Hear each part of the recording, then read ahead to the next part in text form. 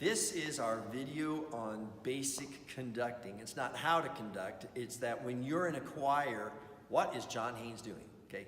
My number one role is to encourage you to worship and to love to sing. That's number one.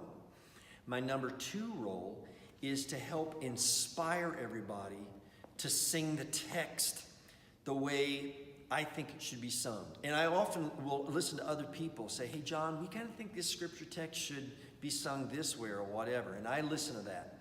But that's my number two role. My number three role is to pull everything together so that it doesn't sound like cacophony. And my number four role is to try to create things that are beautiful so that they sound like they're not only representing the text, but they're engaging hearts.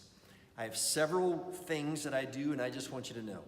When I'm teaching music to you, there's nothing beautiful about it. I sit here behind the piano, and I'm just going to start playing notes, okay? So here we are in the Hallelujah chorus.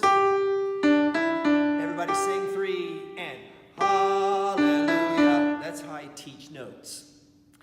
When I'm trying to get the choir to sing with all the air that I want them to, and I want them to sing what I call athletically, because when you sing great, you're going to be like your own personal pipe organ, okay? And you have to have great posture. You have to feel good about your whole athletic system. And frequently, when I'm doing that, I'm a coach, okay? I'm out here going like this, trying to get the choir to sing. So you see me doing that, okay? I haven't lost my mind. I'm trying to get the choir to engage. Then you're going to see, after a while, I'm going to try to hold everybody together. We've learned our notes and all that kind of stuff, but now we have to hold things together.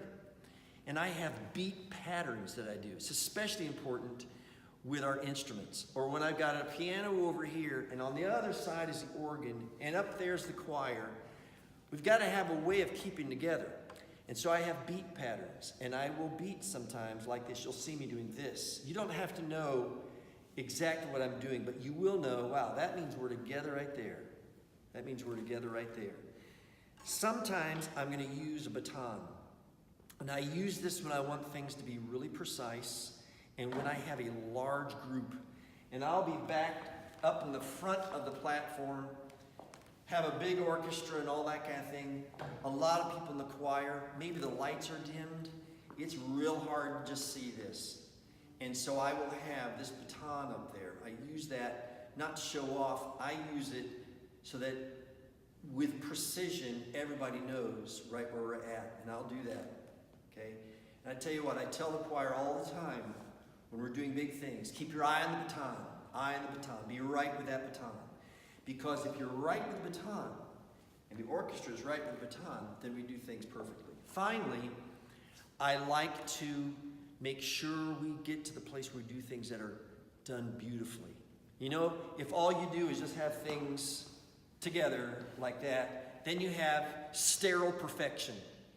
But we want to sing things in a way that our hearts move through the music, especially when we're singing prayers, so that the people in the auditorium, the people in the sanctuary, engage with our hearts in those prayers and praises. So you'll see me do things that are asking the choir and the orchestra to do certain things, like get quieter, okay? Or praise, get louder.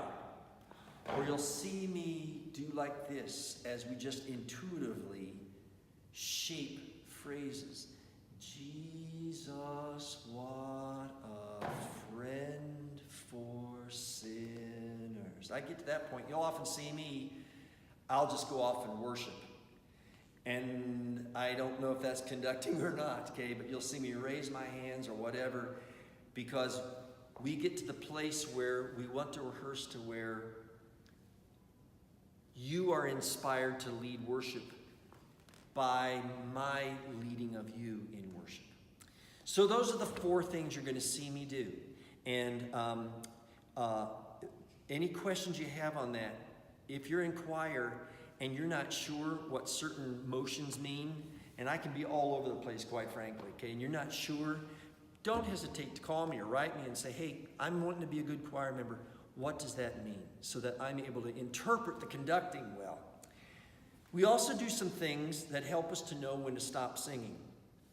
So, sometimes we're going to be singing along and you need to know where there's a breath. And I'll be doing this.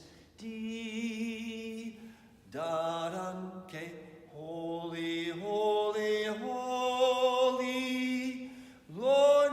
Those are breaths. Or cutoffs. Holy, Lord. Those are cutoffs. Or we come to the end of the piece.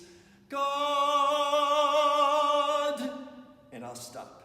And we all freeze.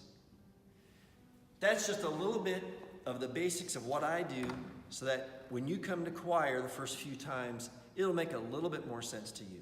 Thank you. It's my pleasure to serve you.